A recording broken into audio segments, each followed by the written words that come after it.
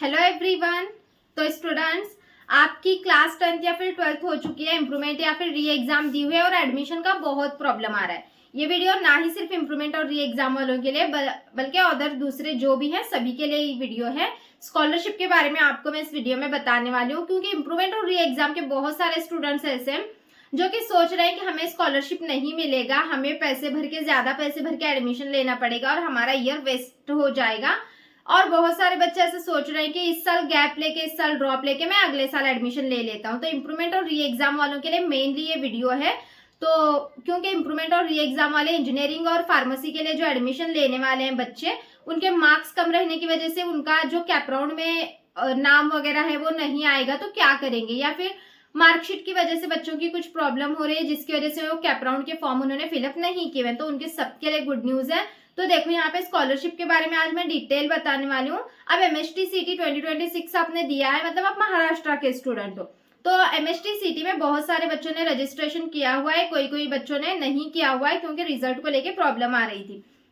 तो बच्चों देखो, सबसे पहले आप 10th के स्टूडेंट हो, 11th के हो, 12th के हो, आप किसी भी स्टैंडर्ड के हो, सबके लिए है ये वीडियो मैं बता रही हूँ। तो देखो यहाँ पे, अगर आपने इम्प्रूवमेंट और ये एग्जाम दी हुई है और आप इंजीनियरिंग के लिए अभी एडमिशन कर रहे हो और फिर यहाँ पे आपको नॉन कैप के थ्रू एडमिशन लेना पड़ रहा है, क्योंकि बहुत सारे बच्चों के साथ ये प्रॉब्लम हो रहा है। रिजल्ट जो है उनका, किसी का क्राइटेरिया पूरा नहीं हुआ है, किसी के मार्क्स कम आए हुए हैं, इसीलिए उनका जो है वो एडमिशन नहीं हो रहा है कैप के थ्रू, तो वो नॉन कैप के थ्रू एडमिशन करवा सकते हैं। तो सबसे पहली चीज आप समझ लो, यहाँ पे नॉन कैप के थ्रू भी आप एडमिशन करवाओगे तो भी आपको यहाँ पे फीस आपकी मिलेगी। देखो, क्योंकि देखो अब फीस अगर हम देखेंगे 1 लाख 1.5 लाख इतनी फीस होती है एक साल की इंजीनियरिंग की, हम देखते हैं तो उसमें की आपकी आधी फीस जो है ना यहाँ पे माफ हो सकती है। अब गर्ल्स के लिए तो वैसे भी फीस माफी है गवर्नमेंट की तरफ से, बट बॉयज के लिए भी यहाँ पे मैं आपको ये आज स्कॉलरशिप बताने वाली हूँ।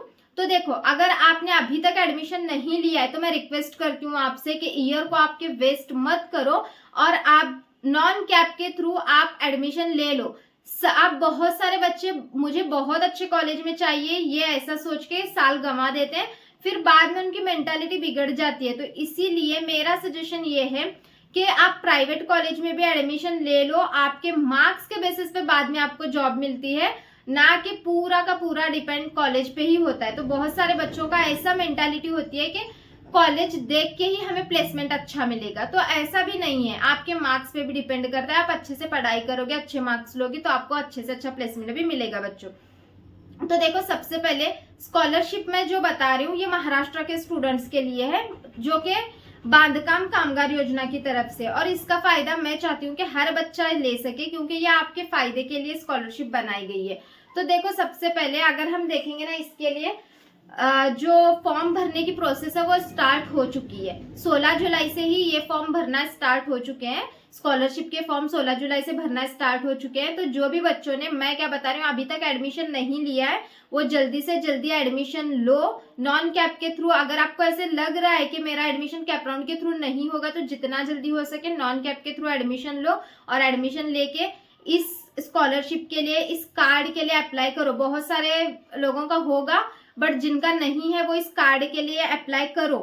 घर में अगर किसी को गवर्नमेंट जॉब होगी आपके फादर की तो उन बच्चों के लिए ये नहीं है, बट जो एक मिडिल क्लास फैमिली से आते हैं बच्चे तो उनके लिए ये वाली जो स्कॉलरशिप है बहुत फायदेमंद है। तो इसीलिए देखो बच्चों, आपको करना क्या है, अभी जल्दी से जल्दी, आपको ऐसा लगता है ना कि मेरा कैप राउंड के थ्रू एडमिशन नहीं होगा तो नॉन कैप के थ्रू एडमिशन ले लो, और नॉन कैप के थ्रू एडमिशन लेके देखो वो कार्ड बनाने के लिए अप्लाई कर दो, जल्दी ही बन के आ जाता है, क्योंकि एजेंट्स होते हैं जो बना के दे देते हैं आपको जल्दी से। फिर उसके बाद आपको स्कॉलरशिप के लिए अप्लाई करना है, अभी टाइम है स्कॉलरशिप के फॉर्म आपको भरने के लिए, तो स्कॉलरशिप के लिए आपको अप्लाई करना है। उसके लिए इंपॉर्टेंट डॉक्यूमेंट्स देखो क्या क्या लगने वाले हैं आपको। आधार कार्ड, अब आप आपके फादर के नाम से बना रहे हो तो आपके फादर का आधार कार्ड, मदर के नेम से बना रहे हो तो मदर का आधार कार्ड, ठीक है, तो आधार कार्ड लगेगा। फोटो आपकी लगेगी। मैं क्या बता रही हूँ, वो कार्ड बनाने के लिए डॉक्यूमेंट्स अलग हैं, बट जिनका है कार्ड उनके लिए मैं स्कॉलरशिप का फॉर्म भरने के लिए डॉक्यूमेंट्स बता रही हूँ। अब जिनको कार्ड बनाना है वो मोबाइल से कोई भी वीडियो देख लो, वो कार्ड बना के दे देंगे, या फिर आपके घर के पास कोई भी ई सेवा केंद्र वगैरह होता है तो 8-10 दिन में बना के दे देंगे वो कार्ड आपको, ठीक है। उसके बाद आपको स्कॉलरशिप के लिए अप्लाई करना है। तो स्कॉलरशिप अप्लाई करने के लिए आपको क्या क्या डॉक्यूमेंट लगेंगे, आधार कार्ड लगेगा, जिसके नाम से वो कार्ड है उनका आधार कार्ड, फोटो, स्टूडेंट की फोटो लगेगी जिनको स्कॉलरशिप चाहिए। उसके बाद आपने जो कॉलेज में एडमिशन की हुई है वो एडमिशन की रिसिप्ट आपको चाहिए, ठीक है, एडमिशन की आपको रिसिप्ट चाहिए। उसके बाद बोनाफाइड चाहिए आपके कॉलेज का, क्योंकि आपने एडमिशन लिया हुआ है, ये इसी साल का बोनाफाइड आपको चाहिए। उसके बाद आपको लास्ट ईयर का मार्कशीट चाहिए, मतलब कि 12th आपने अभी दी है ना, तो अगर आप किसी भी साइड एडमिशन ले रहे हो तो आपको 12th का मार्कशीट चाहिए, ठीक है, पिछले साल का। अगर आप 12th के स्टूडेंट हो तो 11th का चाहिए। फिर बैंक पासबुक भी जिसके नाम से ये कार्ड बना है उसका ही बैंक पासबुक चाहिए, मोबाइल नंबर और आपका इनकम सर्टिफिकेट, ठीक है, ये इतनी चीजें आपको चाहिए। अब देखो मैं यहाँ पे स्कॉलरशिप कितनी आएगी बता रही हूँ सारे स्टूडेंट्स के लिए। जो भी बच्चे मतलब 10th स्टैंडर्ड तक के जो भी बच्चे, ठीक है, फर्स्ट से लेके 10th तक के जो भी बच्चे हैं उनके लिए ये स्कॉलरशिप है 5000। कितने? 5000 फर्स्ट स्टैंडर्ड से 10th स्टैंडर्ड तक। उसके बाद जो भी बच्चे 11th और 12th में पढ़ते हैं तो उनके लिए है 10,000, ठीक है, 10,000 रहेगी 11th और 12th में पढ़ने वालों के लिए।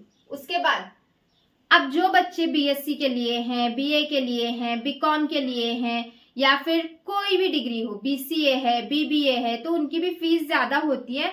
बट कुछ बच्चे ऐसे हैं जिनको गवर्नमेंट सीट मिली हुई होती है, फीस नहीं होती, बट उनके लिए भी ये वाली है। अब मेरे टाइम पे देखो मेरी फीस जो थी वो आई थिंक बीएससी की 2000 रुपीज थी पर ईयर, ठीक है, बट स्कॉलरशिप का फायदा मिला है, ठीक है। तो ये देखो कितनी है यहाँ पे 20,000 आपको, अगर आप डिग्री कर रहे हो कोई भी, बीएससी, बीबीए, बीकॉम, जो भी डिग्री आप कर रहे हो तो 20,000 उनके लिए यहाँ पे दी जाती है।